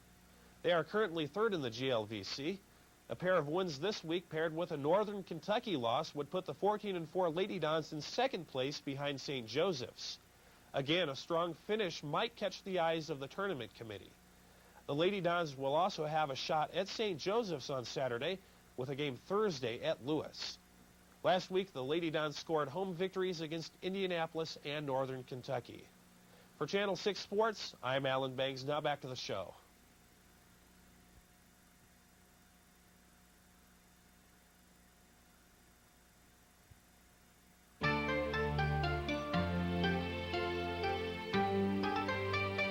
Thanks, Alan. Welcome back to Coach's Corner. I'm here now with IPFW women's basketball coach Eileen Kleinfelter. Eileen, your team had a couple of more wins last week, got closer into the postseason hunt, moved up a couple of notches in the region. You started out Thursday with a fairly easy win over Indianapolis. Yes, I really didn't expect us to beat them by the margin that we did. Our girls just played extremely well. I'm real pleased with everyone. They're really pulling together at the right time of the year. We went out and from the start against Indianapolis took the lead and pretty much maintained it throughout the game. And I was very pleased with our man-to-man defense, and everyone got in and got to contribute a little bit. I want to make special mention of Jamie LaRue, our freshman, who had to step in and replace our starting point guard Tina Manier due to an injury. She did an outstanding job and ended up playing about 39 minutes. And even though she has a slight injury to her rib cartilage, she played with a lot of pain, and I want to give her a lot of credit for that. And as well as everyone else. Everyone came in and did some very nice things, and we felt very good about our defeat against Indianapolis. Okay, then Saturday, you came in, played Northern Kentucky, ranked 16th in the country. They were 2nd place in the league, beating us earlier in the year by about 13, and came out with a 7-point win. What happened differently in that game as opposed to the game down in Cincinnati earlier in the year? One thing I'd have to say is I was very pleased with the number of times that we got to go to the free throw line. And I think that had a lot to do with it. You get someone like Lisa Miller who's always driving into the lane and putting up a lot of shots. And if she's not going to get the calls and not go to the line, you know, she was 12 of 12 from the free throw line. I ended up with 34 points. But I was very pleased with the number of times we got to go to the line. I'd have to say, too, that our turnovers were very minimal. We held ourselves only 11 turnovers, which is well below our goal. We've been averaging about 20, 22 sometimes, and that certainly made a difference. I'd also have to say probably both our shooting percentages. Down in Northern Kentucky, we only shot 40% from the field, and we did much better this, well over 50%. And this time around also from the free throw line. We were 74% as opposed to, I believe it was about 62 down at their place. Rebounding as well is something that we've been focusing on, and I think we really hit the boards.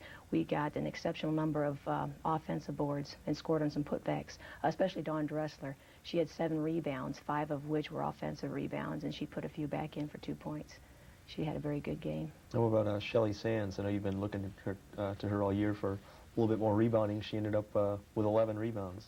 Yeah, that's something I made comment about after the game, and she was kind of laughing about it, but she did have 11 rebounds, and it was only averaging about 5.5 up until that time, and I just asked her where she's been hiding it all, why she saved it till the last game. But all the seniors, of course, played with a lot of emotion, and I was real pleased because it was an emotional time for them being their last home game. They were able to put that into action on the floor, and turned out a positive result for us.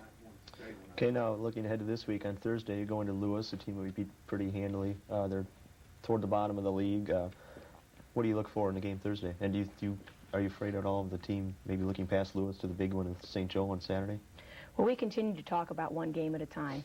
And a lot of people are talking to us about the St. Joe game, and that's the game we have to win. And all of us respond by, we have Lewis first. Lewis is a much improved team, and playing on their home floor might make a difference for them. We're just going to take it one game at a time. We're going to prepare for Lewis like we do any other team and focus on them, and once we get by them, we'll concern ourselves with St. Joe's. Now, the St. Joe game, what do you look to do differently, or do you look to do anything differently against them than you did back in January? Well, I don't want to reveal too much of our game plan here. One thing I would have to say, we played them clear back January 2nd. I think we're a much improved ball club when it comes to offensive execution. I think we're getting after the boards, and our rebounding has much improved. We've moved up in the rankings in the rebound margin and total rebounds. We're playing together very well as a team. Our offense is starting to gel, and I think we've made some improvements, too, in our man-to-man defense. And all of those things may factor in for a better outcome this time around. What were some of the reasons for the loss the first time? Well, a number of reasons. I would have to say they shot 47 free throws to our 20, and I never want to use that as an excuse, but that certainly helped them. We got ourselves, in a hole from the start, and then had to dig ourselves out of it. We were down by as many as 21 points, came back within 2. We were only down by 4 with 40 seconds to go, and then had a foul toward the end, stop the clock, being that we were out of timeouts, and then they won the game by 10 points. It was very difficult for us to stop their inside play. Tia Glass and Sloan Hoy, a great combination at the post play, and they're difficult to stop, and we're going to see what we can do this time around. Okay, now, as I alluded to earlier, we moved up from, we weren't included in the regional poll last 2 weeks. Now we moved up to 6th with the win. Just knowing what you do and having talked to different people around the league, where would you say our postseason chances are right now? Well, I have a little bit of confusion when it comes to these rankings, because it seems that some teams can beat, someone beat us and popped into the top 20, yet we can beat 3 ranked teams and only end up 6th or 7th in the regional ranking. I guess what it's going to take is just for us to win our last 2 ball games and see where we go from there. Okay, now you mentioned earlier the change at the point guard. Tina Manier's injured. What exactly happened to her?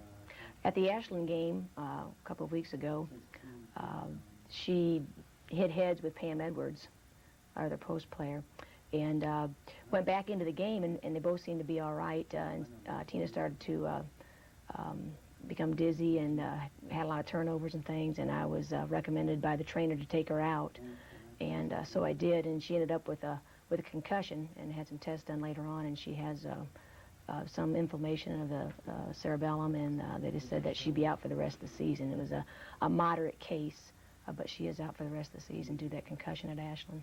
Is she going to be ready for next year?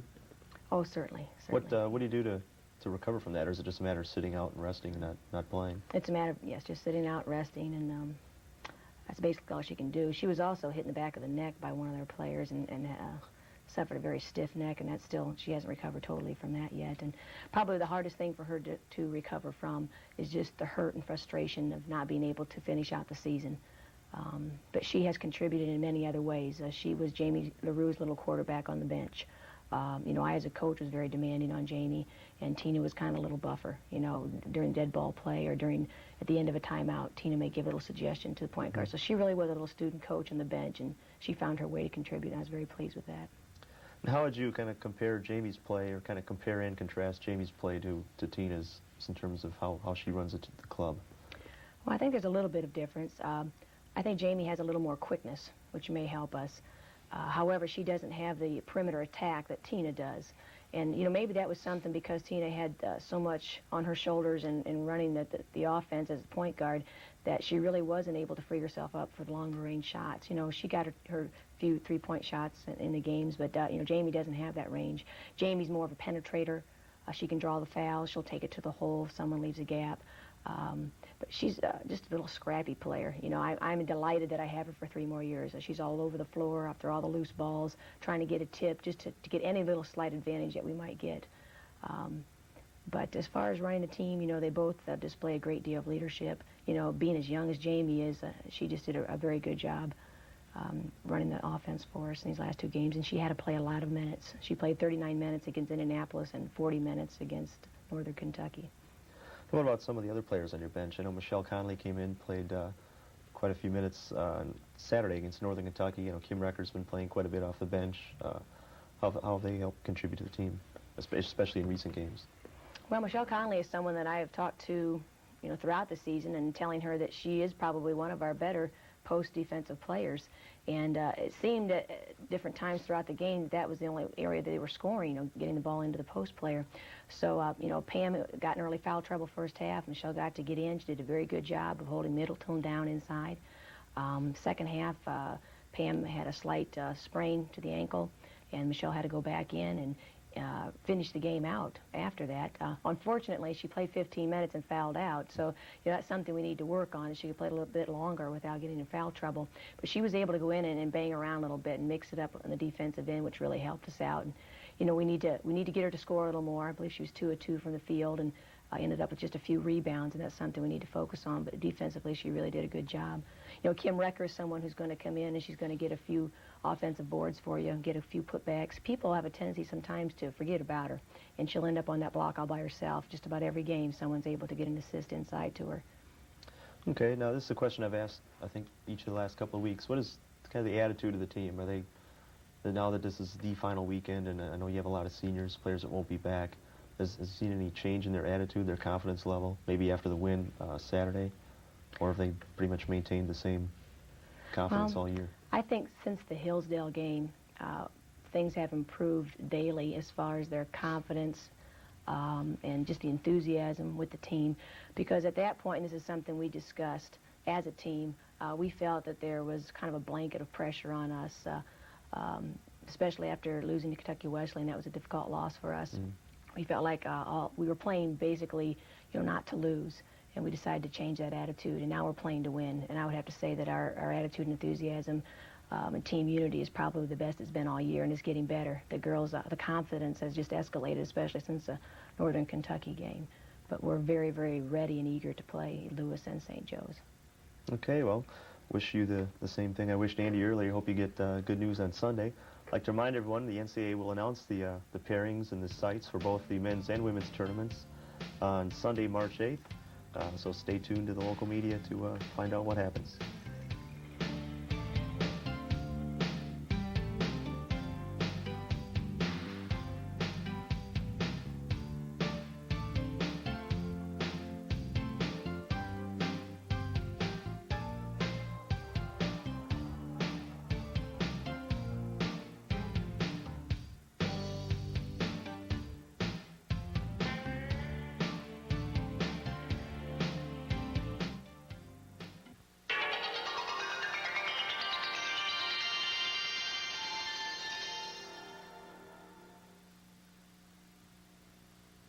IPFW presents World-Class Volleyball Competition Tuesday night, March 17th at the Memorial Coliseum as the number 3 ranked U.S. men's national team battles the number 1 ranked Cuban nationals. Smashing serves, punishing slams, diving digs. You won't have to go to Barcelona to see this gold medal match. Catch the high-flying action of international volleyball as the U.S. men take on the Cubans March 17th at the Memorial Coliseum. Tickets start at $6, available at Ticketmaster and the Coliseum. Proceeds going to the Hilliard Gates Scholarship Fund.